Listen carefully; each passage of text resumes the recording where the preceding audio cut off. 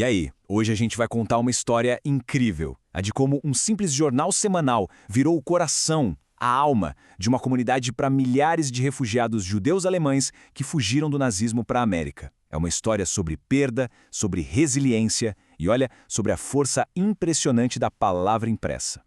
Para a gente entender o tamanho da importância desse jornal, primeiro a gente precisa sentir o desespero. Essa frase do escritor Hans Natonek resume perfeitamente o pânico, a urgência da situação. Eles não estavam só deixando as suas casas para trás, eles estavam escapando de uma catástrofe que estava engolindo o mundo inteiro deles. Era literalmente uma fuga de um continente em chamas. Isso nos leva à grande questão que essa comunidade inteira encarou. O que acontece quando tudo aquilo que define uma identidade, o idioma, a cultura, a profissão, é arrancado de repente? Como é que se começa do zero absoluto numa terra completamente estranha? A resposta, para muita gente, começou a ser escrita nas páginas de um jornal chamado Aufbau, que em alemão quer dizer reconstrução. O Aufbau era muito mais do que só um jornal com notícias. Para os recém-chegados, completamente perdidos em cidades como Nova York, ele era tipo um manual de sobrevivência. Imagina só, chegar num lugar sem saber o idioma, os costumes, como pegar um ônibus. Este jornal era a bússola deles. E o mais impressionante aqui é a variedade de coisas que ele fazia. O Aufbau era super prático. Ele publicava listas de sobreviventes para ajudar a reunir famílias que a guerra separou, ensinava a usar o metrô, a entender gírias americanas e até a preencher a declaração de imposto de renda. Era, ao mesmo tempo, um centro comunitário, um guia cultural e um classificado de empregos, tudo num lugar só. Mas o Aufbau ia muito além do lado prático. Ele carregava a alma cultural que esses refugiados se recusavam a abandonar. Um conceito alemão chamado Bildung. Agora, vamos dar uma olhada nas duras realidades que essa comunidade enfrentou, porque a vida na América exigia muito mais do que só uma adaptação cultural.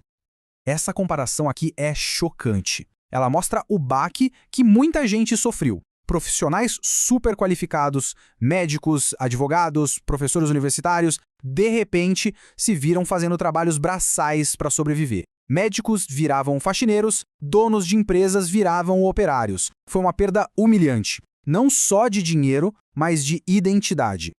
E para lidar com isso, eles formaram comunidades super unidas. Bairros como Washington Heights e Nova York viraram refúgios onde o alemão era falado nas ruas e as padarias vendiam as comidas de casa. Eles basicamente recriaram um pedacinho do mundo que perderam, chegando a apelidar a área de Frankfurt no Hudson. E aí veio uma ironia cruel. Quando os Estados Unidos entraram na Segunda Guerra Mundial, esses refugiados, que foram as primeiras vítimas de Hitler, ganharam um rótulo novo e muito doloroso. De uma hora para outra, eles foram classificados como inimigos estrangeiros. A lógica do governo era simples. No papel, eles ainda eram cidadãos alemães, então, tecnicamente, eram de uma nação inimiga. A ironia era absurda, né? As mesmas pessoas que fugiram para não morrer, agora eram vistas com suspeita no seu novo lar. O Aufbau, claro, reagiu na hora. Essa manchete aqui é um exemplo perfeito de como o jornal se tornou a voz da comunidade, lutando contra essa ideia errada. Eles não eram uma quinta coluna, um bando de espiões. Eram refugiados leais à sua nova pátria. E não ficou só no papel, não. Eles provaram essa lealdade com ações. A comunidade se mobilizou de um jeito extraordinário.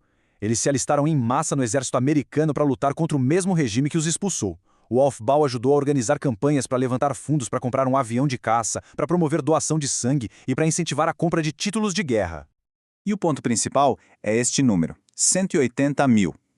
Entre 1933 e 1945, mais de 180 mil desses supostos inimigos estrangeiros não só provaram sua lealdade, como viraram cidadãos americanos, muitos deles depois de servir com honra nas Forças Armadas. A dedicação deles venceu a ironia. A guerra acabou, mas o alívio deu lugar ao horror quando a escala do Holocausto foi totalmente revelada. E aí o papel do Aufbau mudou mais uma vez. A missão do jornal deixou de ser a adaptação e passou a ser o confronto com o passado. A questão não era mais construir um novo lar, mas sim lamentar o antigo e buscar justiça para os 6 milhões que não conseguiram escapar. As páginas do Aufbau viraram um arquivo da memória e da justiça. Eles publicavam fotos chocantes de tatuagens de campos de concentração, listas sem fim de sobreviventes procurando por parentes e faziam apelos urgentes por testemunhas para os julgamentos de crimes de guerra em Nuremberg. Além disso, o jornal teve um papel essencial num processo com nome complicado, Wiedergutmachung.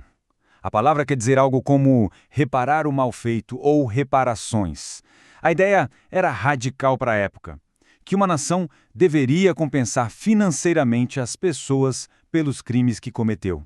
O Aufbau tinha colunas fixas explicando esse processo todo, guiando as pessoas na burocracia para conseguir de volta propriedades e pensões perdidas. Ajudou a transformar a justiça, que parecia algo tão distante, em algo real e tangível para milhares de sobreviventes.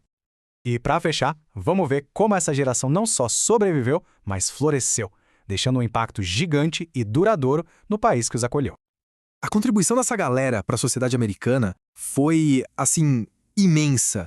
Na ciência, refugiados como Albert Einstein e Hans Bethe foram peças-chave no Projeto Manhattan. Na academia, a Escola de Frankfurt mudou o pensamento social. E nas artes, nomes como Thomas Mann enriqueceram demais a cultura americana. E muitos, por entenderem na pele o que é discriminação, se tornaram grandes defensores dos direitos civis para todas as pessoas.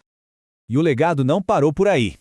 Os filhos desses refugiados, a chamada segunda onda, cresceram e se tornaram figuras importantíssimas em quase todas as áreas da vida americana, de secretários de Estado como Henry Kissinger a governadores, consolidando um impacto profundo e positivo dessa imigração. No fim das contas, a história do Aufbau é muito mais do que a história de um jornal.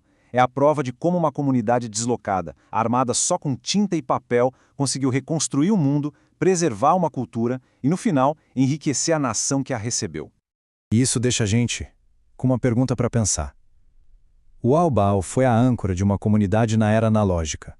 Hoje, no mundo de deslocamento digital, de redes sociais, onde será que as comunidades de refugiados encontram seu centro, seu guia, seu lar?